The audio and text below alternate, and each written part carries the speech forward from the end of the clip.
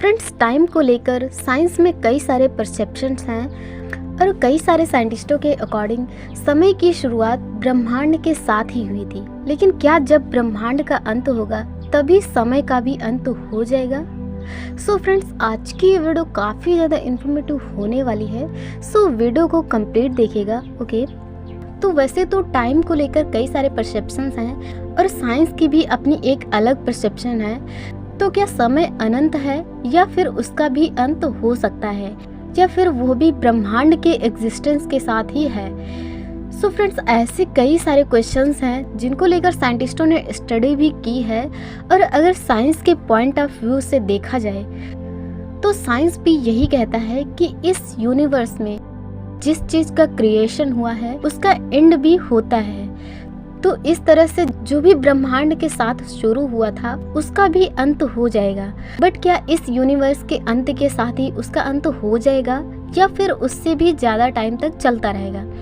अगर हम बात करें इस यूनिवर्स की शुरुआत की तो बिग बैंग से हुई थी इसकी शुरुआत।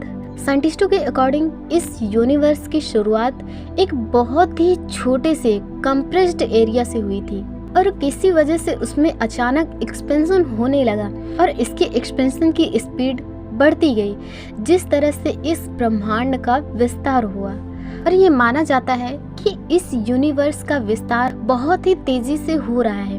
बट अभी तक यह पता नहीं लग पाया है कि आखिर ऐसा क्यों है। बट ये माना जा रहा है कि डार्क एनर्जी की वजह से ही इसका विस्तार हो रहा है। तो क्या है ये डार्क एनर्जी? तो डार्क एनर्जी और डार्क मैटर दोनों का ही यूज ये अनुमान लगाने के लिए किया जाता है कि ब्रह्मांड का अंत कैसे होगा। और अगर यूनिवर्स के एक्सपेंशन के लिए डार्क एनर्जी इतनी ज़्यादा पावरफुल है तो यह ब्रह्मांड अनंत समय के लिए अनंत आकार में विस्तारित होता रहेगा, यानी कि कभी भी खत्म नहीं होगा। तो इस तरह से देखा जाए तो समय का भी अंत नहीं हो सकता है, क्योंकि जब समय की शुरुआत इस ब्रह्मांड की शुरुआत के साथ ही हुई थी तो इस यूनिवर्स का एग्जिस्टेंस जब तक रहेगा तब तक ये समय रहेगा। लेकिन डार्क एनर्जी अगर बहुत ही ज़्यादा पावरफुल होगी, सारे छोटे मॉलिक्यूल्स और उनके सब पार्टिकल्स भी एक्सटेंड होंगे और ऐसे में ये यूनिवर्स हमेशा के लिए एक्सटेंड नहीं हो पाएगा। लेकिन एक टाइम ऐसा आएगा कि यह यूनिवर्स इतना ज़्यादा एक्सटेंड हो जाएगा कि पूरा सब्सटेंस ही अलग अलग हो जाएगा और तब इस यूनिवर्स का एग्जिस्टेंस ही ओवर हो जाएगा। और इसके अलावा एक और भी सिचुएशन हो सकती है कि ये यूनिवर्स एक्सटेंड होना ही बंद हो जाएगा और फिर ये जो है श्रिंक होना स्टार्ट हो जाएगा, जिसको कि बिग क्रंच कहा जाता है। और इस सिचुएशन में ये यूनिवर्स इतना छोटा होता जाएगा कि ये गैलेक्सी विलय करने लगेगी और तब सभी पदार्थ एक साथ जुड़ते जाएंगे और एक छोटे से बहुत ही स्मॉल एरिया में सिमट जाएगा और तब होगा समय का अंत।